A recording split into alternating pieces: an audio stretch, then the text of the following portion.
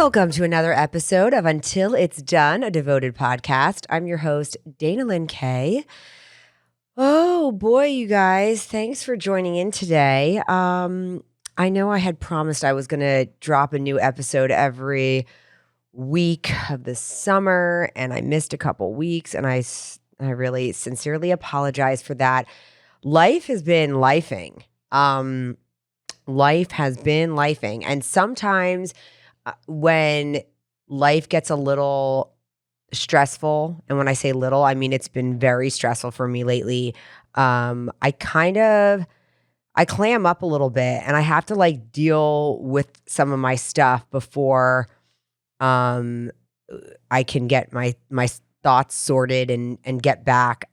Doesn't mean I slow down on my responsibilities or I drop the ball on work or anything like that. But as far as podcasting, it's I feel like I have to be careful. When I'm too stressed out, I might say some of the wrong things. I've been really stressed. I've been going through it with my 16-year-old son for a while now.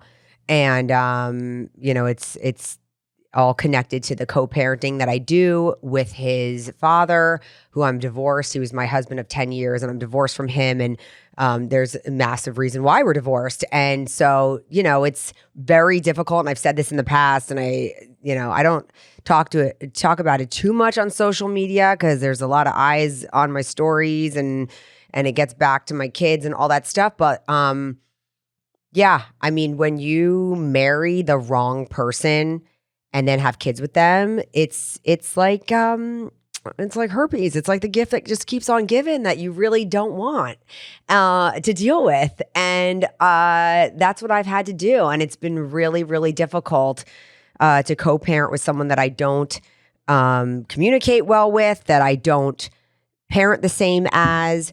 Our whole thing is very out of balance and whack. And unfortunately, I let my frustration get the best of me. And so now my son leaves in 2 weeks for a military-style boarding school.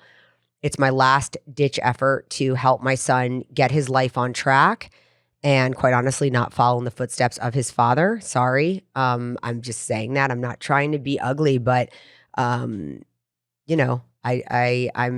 don't want my kid to turn out like his father. And, that I know that sounds harsh, and you're like, Dana's totally on her podcast shit talking, but you know what? I am. I married a guy who was not right for me. He came into my life at a really vulnerable time. I made a really, really shitty decision by marrying him so quickly and having kids with him. And it's one of my biggest regrets. Do I love my kids? Yes. I mean, it's always people like, well, at least you got kids out of him. It's like, or at least, you wouldn't change it. You have your kids. And it's like, you know what? I love my kids. I would have had other kids maybe with someone else. I don't know. I'm not trying to sound like that, but honestly, it's been a headache. It's been horrible to deal with. It's been distasteful. It's been disrespectful. I pay for all the financial stuff of my kids. My whole divorce was done. It was just, the whole thing has been really, really brutal on me. And it's wild to me that I have to pay for everything: their school, their camp, their medical, their insurance, this, and yet still we have to share them 50-50. And I've got to co-parent with someone that I'm like, and he still has a say. It's like, if you're going to have kids with someone, or you're going to have kids at any, and you want to help raise them, step it up and financially take care of your kids. He's 10 years older than I am. And quite honestly, for him to then I'm like, I sleep well at night. I had kids and I financially take care of them. I'm always like, how do you sleep at night? You're a grown ass man, 10 years old, and I'm 55 years old, and you don't even financially take care of your kids. My family has to send them to school. I'm sending them to camp. I'm doing all this. Cool. I hope, wow, that must make you feel really good. What did you have kids for if you don't even want to financially take care of them? But you want to be super dad and have say in their whole life. So it's what I'm dealing with it's truly distasteful. Yes, I'm sitting here, I've been divorced for, I think it's almost 6 years now, and it's just been absolute hell for me. And it's one of the stresses when people say you know, oh, your life is too blessed to be stressed and all this stuff. No, I'm stressed. And no, it might not be the same stresses as other people. I have plenty of other things between work and with whatever, but co-parenting and trying to raise really good, solid kids with somebody that I don't honestly like think that really, doesn't work with me, doesn't communicate with me, plays games, he's a manipulator, like the whole thing. It's so stressful and so distasteful because I had these 3 kids and I'm trying to do my best to raise them. And yet I'm 50% of the time I've got to, it's working against me because he doesn't want to he wants to play games and not text me back. And he's going to be like, all you do is berate me and all you do. But it's like, dude, you don't even discipline your son. Like your son is absolutely out of control and you can't even control your son. And like, it's like, what are you doing, super dad? Loves to call himself a DILF. It's the most disgusting thing. I'm like, DILF, like gross, like the term MILF, and he turned it to DILF, but he's like devoted, instilled father, I don't even know, loving dad or father or whatever. It's like, shut up. Like, just like do your job as a father and raise a good, respectable man. And like even the coach who I hired to help my son this summer was like, dude, good luck. Like he worked with him for 5 weeks and was like, your son just like is out of control. And like the only person that can really help put him into control is his father. And his father's completely leading him down the wrong path and like calls him like Mr. K and like all this bullshit. Like, it's like, what are you giving him? Were you talking to him and all this flowery fluff and writes these emails about, oh, my son and he's not perfect and he's not perfect. Not for nothing, but like, no, he's not even like, are you serious? Like minimizing where my son is at right now as a 16-year-old and where he should. And it's like, oh, okay. I wish I could tell you guys more. I wish I could just, bleh, but this was a lot. But that's what's going on. And that's why I get stressed and I kind of pull into myself because I'm overwhelmed. I am, I've got my son talking to a therapist and like I'm even reaching out to speak to someone because it's a lot of heavy stuff. And 16, like, he's 2 years away from being 18. And quite frankly, I feel like I've done a great job at trying to raise him to be a good man. But like I said, I'm his mother. The discipline has been very difficult for me, and not having his father back me up and do the things that we needed to do to get him in line and get him focused and get him to be this respectful, disciplined guy to accomplish great things. And so I get myself really, really worked up because I'm upset because my son had so much potential. He does have a lot of potential and he's like legitimately like throwing it away with both hands and like turning me into the villain. But like, honestly, I'm like, okay, cool. Like you're 16. I've got 2 years that I'm responsible for you. And they're like, really? Like, what am I so upset about? Like, I'm giving you an opportunity. If you're spitting on it or you don't want to take advantage of it and you don't want to listen to me and you don't want to, take advice from your mother, your grandmother, like people who are very successful in their life and have them be your mentors and guide you and listen and learn, well then cool. Like once you're 18 and I don't have to do anything anymore. Like now you're an adult and you've made these decisions and I've raised you to the point where, okay, you're healthy, you've been taken care of, and now you're an adult and these are the decisions you've made. And so now if you haven't gotten an education and you have, used your excuse of, well, I'm just lazy, cool. Like, okay, well, what am I going to not sleep at night? Like I did everything for you to set you up for a bright future. And if you didn't take that, like you can lead a horse to water, but you can't make him drink. And so I've led my son to the water. And I'm like, here you go, son. Like the lake is yours. Drink up. And if you're not drinking up and you decide like, okay, I'm not going to be qualified for any career or job. No one's going to hire me. I barely completed school, decided not to, whatever. Cool. Like live at home with your dad or get whatever apartment you can afford, drive whatever car you can afford, live whatever life you can afford to do with the work that you put in. I've explained them before. I'm like, guys, I can't do the work for you. And if you don't take school seriously and you don't take your opportunities and your life seriously and focus and do the things that you are expected to do, just out of respect for, the life that you're given, then okay, like you're creating your future, and then your future will be whatever it is. And I'm not going to feel bad, like the world is your oyster and you've got every opportunity to like just crush it. Like I've worked really hard, and so have my parents, to provide my kids a great life, but it's up to them to do the work. I can't do it for you. And it's the same thing with fitness. It's the same thing with anything you want in life. Like, you can be given opportunities, but if you don't go after them, you could be given great genetics, you can be given, whatever, great talent, great everything. If you don't, that's why I never, when people are really talented or they're genetically blessed, I never minimize what they do with that, because there are plenty of people who are so genetically blessed and they're so talented and they do nothing with it. They've got all this potential and they just sit on it and they're lazy and they do nothing with it. And that, I think, is infuriating. That's a shame, but it's kind of like, okay, cool. Well, then you're just a wasted talent. You're just a wasted, like all that potential. It's a shame.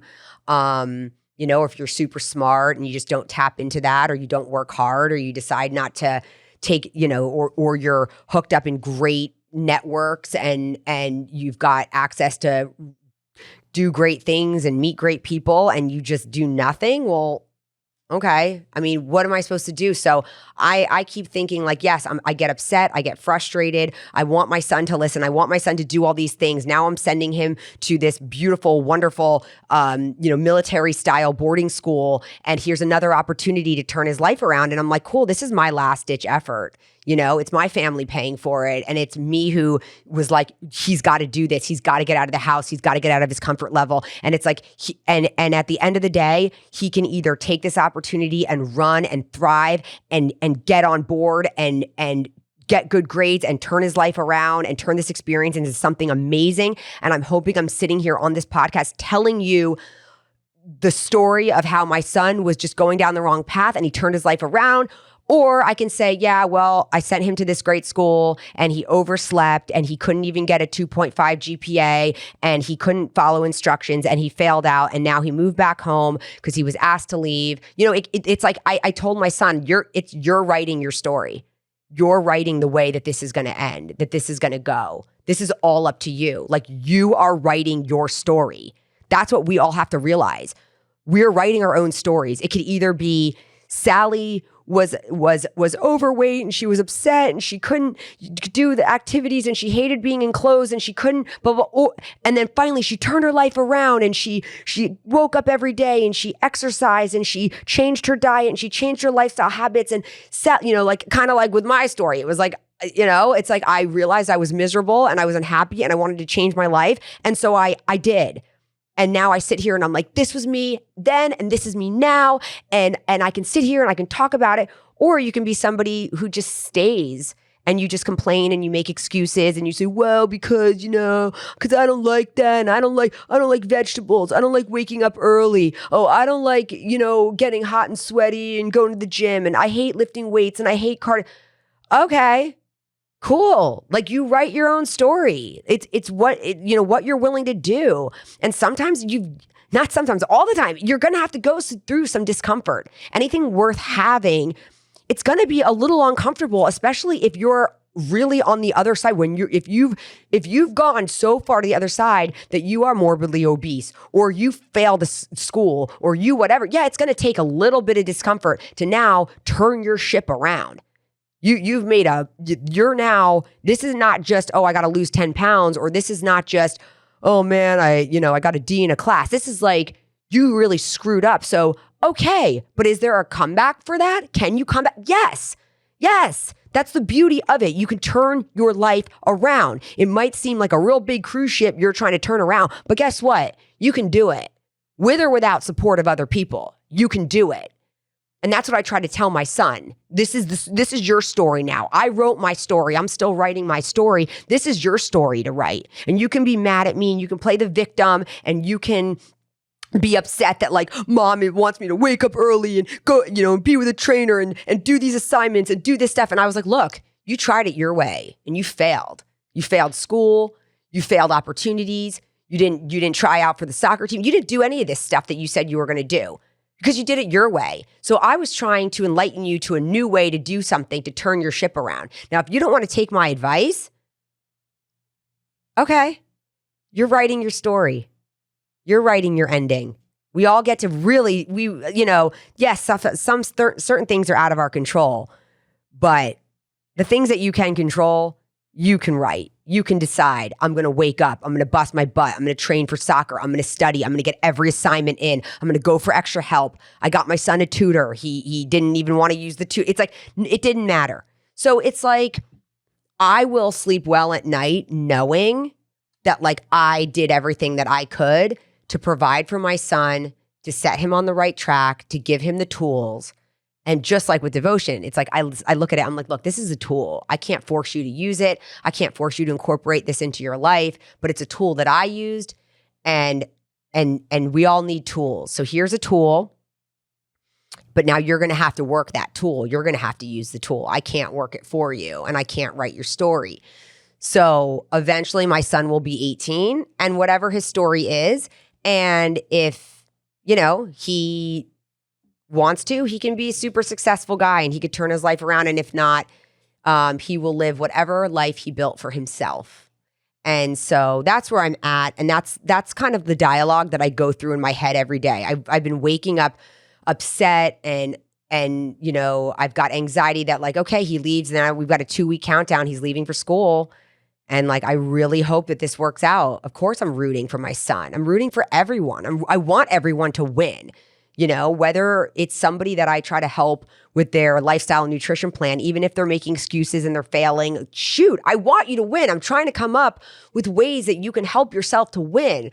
The other way that you're going to stack the wins is if you do the work.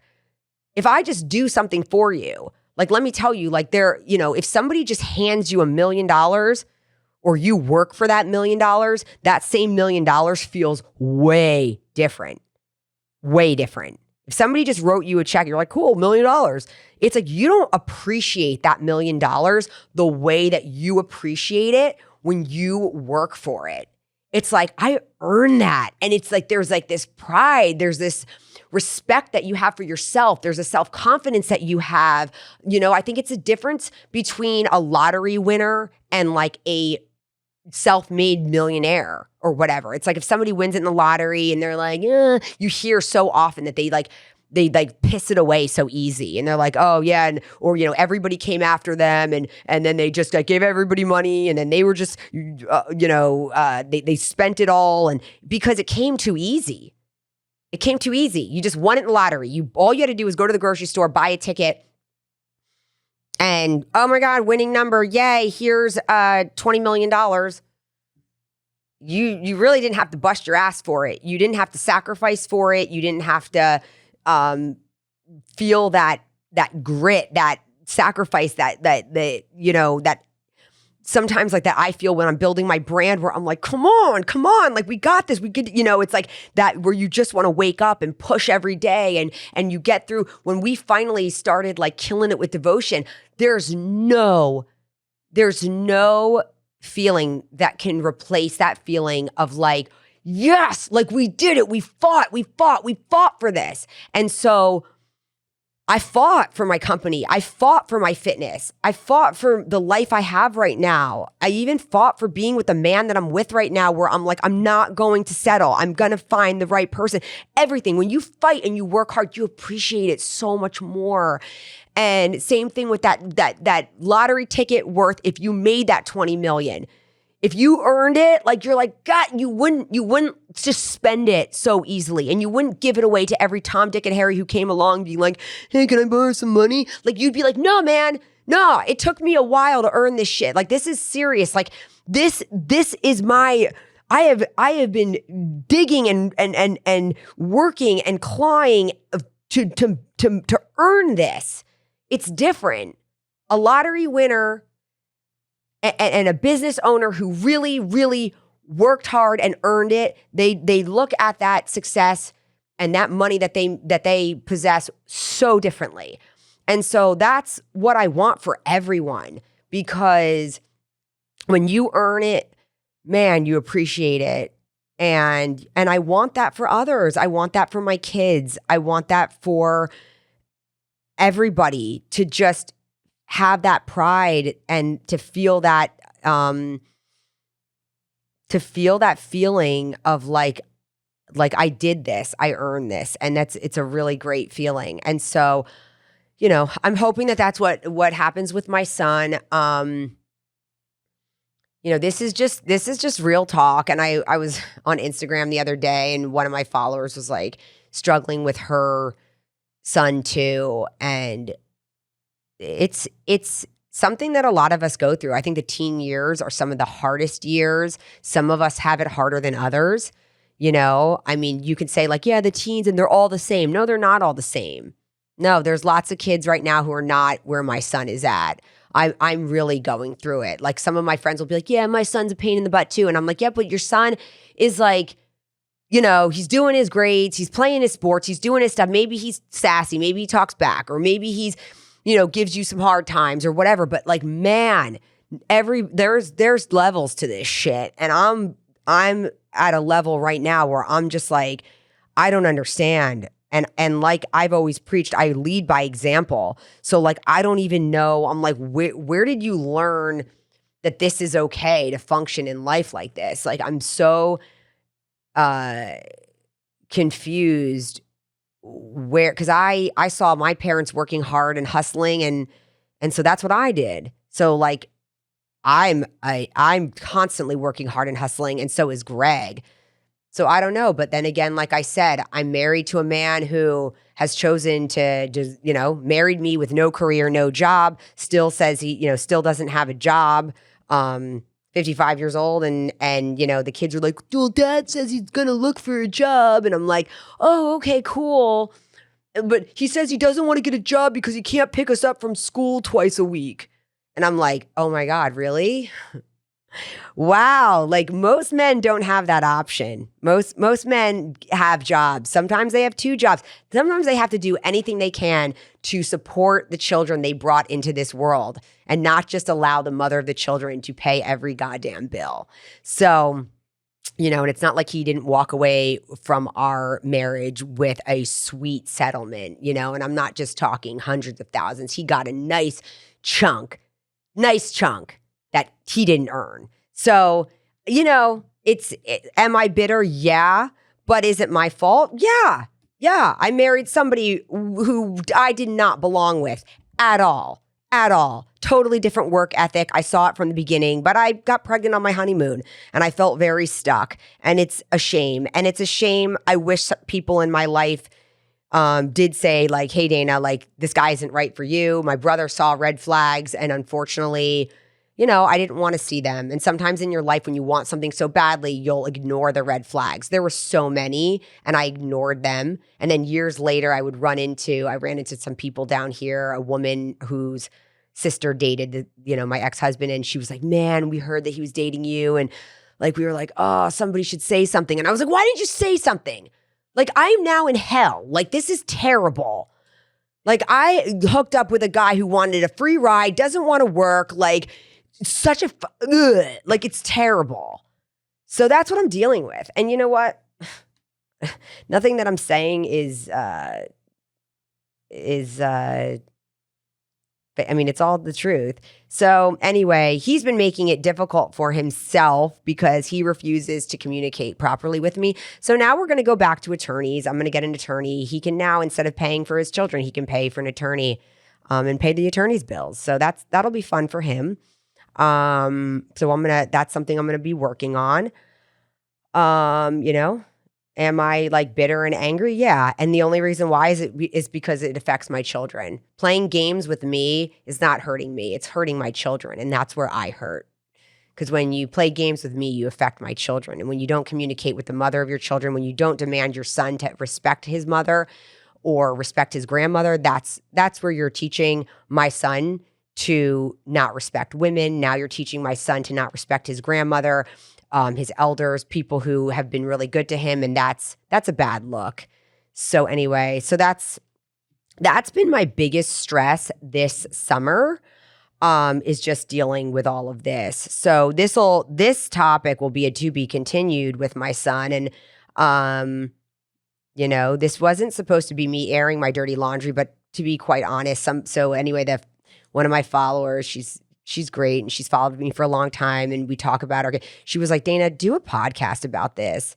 And then other people have, said to me, do a podcast about how like so many people will say, how easy it is to get married and how hard it is to get divorced. And like marriage is one of the most, and not just marriage with having children is one of the most important decisions of your life. It should not be taken lightly. Luckily I did have a prenup, and luckily, not that it was phenomenal, but it was good enough that it protected me from some even more distasteful things from happening. But the decision I made so quickly with being young, immature, and not really thinking through that decision to get married and then have kids with the wrong person, it definitely was one of my worst things, because now it stayed with me forever. And it's such an important decision that you make.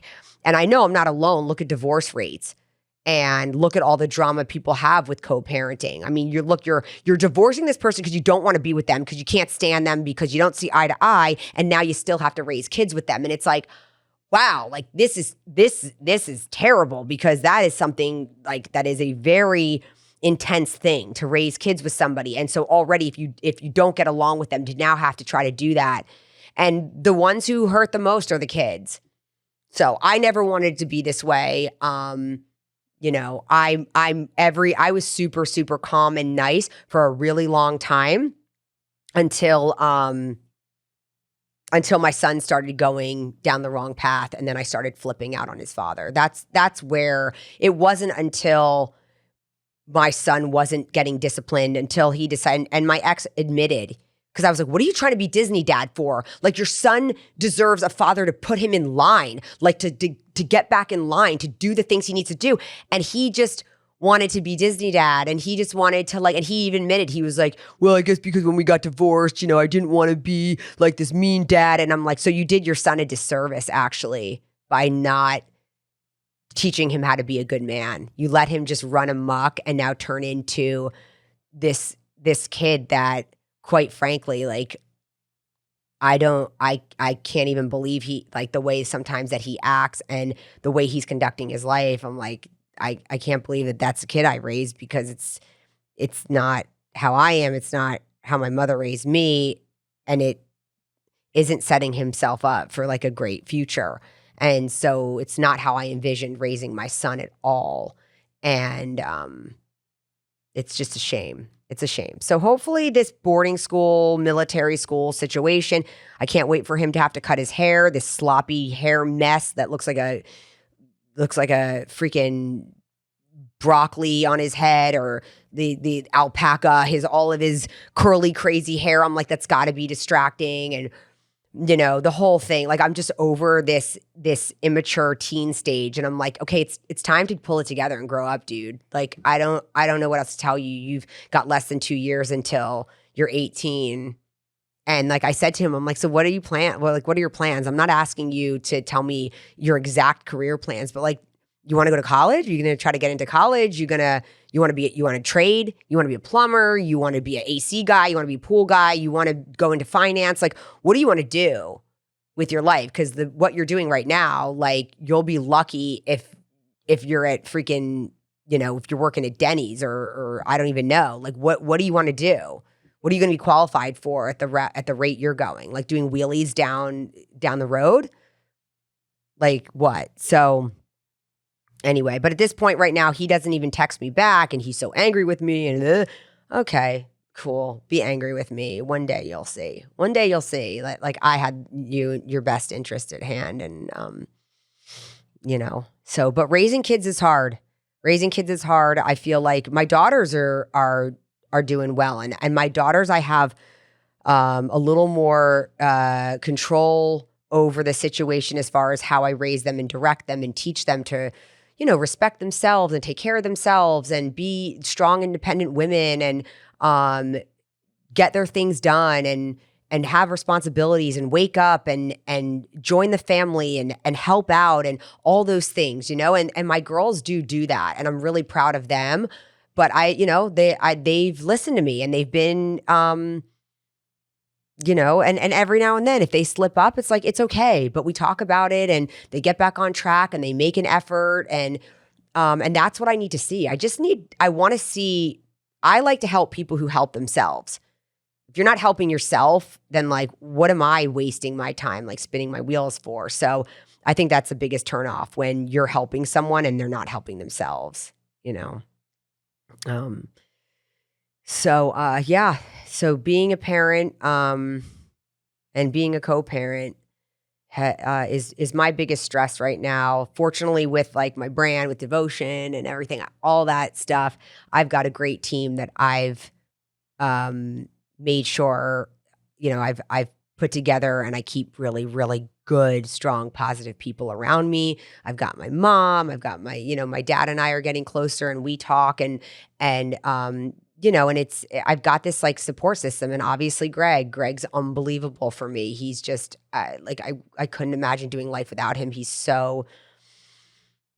just wise beyond his years and supportive of me. And, they all assure me. They're like, Dana, you're a great mom. Like, we've seen you. Greg lives with me. Like, Greg sees my kid. Like, my mom, we take vacations, Mom and Rocky, and they're around it. And they're like, look, you know what? Like, there's only so much that you can do. And a lot has to come from the kid and a lot has to come from the other parent. And like I said, at the end of the day, I'm going to just have to, sleep at night knowing I did all that I could for my son, and hopefully he wakes up and pulls his life together and I can give you an update that, wow, he's really turned his life around and this school was great for him and all of that. So fingers crossed, everybody, and or prayers or whatever you do to send positive vibes our way. That's what I need right now. I'm just going to try to keep myself,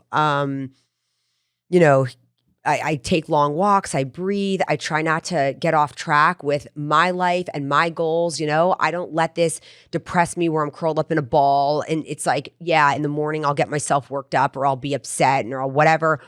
And sometimes I have to reach out to my mom and I'll vent a little bit, or I'll talk to Greg about it, and then I'll talk to some friends or like whoever, that I feel like will give me some words of wisdom in the morning to kind of bring my mind back, ground me again, and remind me like, hey, like you're doing all that you can do. And some of this stuff is out of your control and you can't control someone in their life. And so I'm like, you're right. I can't. And I'm not trying to control anyone, but my job as a mother is to raise a good kid. And, it's that, when I don't feel like, my job is going well, it's frustrating. But I do that, and then I still do my cardio, and I still go to my weight training classes, or I'll train in the gym. I still eat my healthy food. I kind of go sometimes on autopilot when I get stressed because I'm like, Dana, you are not letting this ruin your life and what you've built. And I also have to remember I can't let it ruin Greg and I. I can't have an attitude. I can't let it roll off into our relationship. I can't be testy with my friends or, my employees or anything. Like, I have to compartmentalize that and keep that where it's like, you know what, this is one issue that's going on, but I can't let that one rotten apple right now in the bunch spoil the whole bunch. You know what I mean? Like, I can't let that ruin every aspect of my life because one aspect is really crappy right now. So I'm going to deal with it and then make sure that I keep the rest of my life in check, because hopefully this too shall pass. And then, it'll become a great thing where I am excited about where my son took his life and what he's done and all of that. And then I can say, okay, we're all good again. So that's what I'm going to try to do. And that's where I'm at right now. Yeah, I think that's all I'm going to say for this episode. This was a heavy one. I know for for my personal life and for a parent dealing with a teen. And I'm hopeful, and I'm, if you're going through this kind of stuff with your teen too, you're not alone. I mean, even someone like me who, my kids have always been part of my brand and my social media, and I love them to death, and I don't force it on them. Like, Bodhi's not in a ton of content because he just chose not. All right, that's fine. Like, the girls love to be. I don't force anything on anybody. I'm just trying to guide my kids, and I give them opportunities. And so, like I said, hopefully when I come back and I do a follow-up on this, I'll have some better news for you. But that's where I am right now.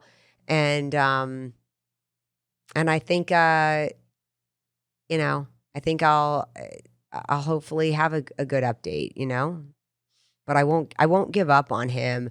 But I think, there comes a time when you have to pull back and just know that, like, you've done what you can, and it's like time to see if this little birdie can fly. So that's what I'm doing.